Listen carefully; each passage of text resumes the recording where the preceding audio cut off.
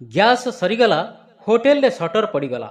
ରାଜଧାନୀରେ ଅନେକ ହୋଟେଲରେ ଏବେ ଏମିତି ଅବସ୍ଥା। ଆଇଟମ୍ କମାଇବା ସହିତ ହୋଟେଲ ବନ୍ଦ କରିବାକୁ ବସିଲାଣି ହୋଟେଲ ମାଲିକ। ତେବେ ଦୂରଦୂରାନ୍ତରୁ ଭୁବନେଶ୍ୱରକୁ ଆସୁଥିବା ଲୋକ ହୋଟେଲରେ ଖାଇବା ପାଇଁ ହୋଟେଲ ଖୋଜୁଛନ୍ତି।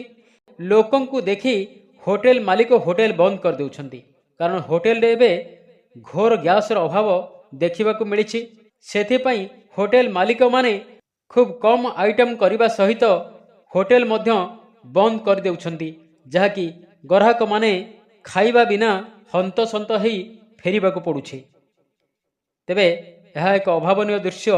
ଭୁବନେଶ୍ୱରରେ ହୋଟେଲରେ ଲୋକ ଖାଇବାକୁ ପାଉନାହାନ୍ତି। ଭୋକ ଉପାସରେ ଲୋକଙ୍କୁ ହୋଟେଲ ଦୁଆର ମୁହଁରୁ ଫେରିବାକୁ ପଡ଼ୁଛି। Bureau report, Onkar news Odia.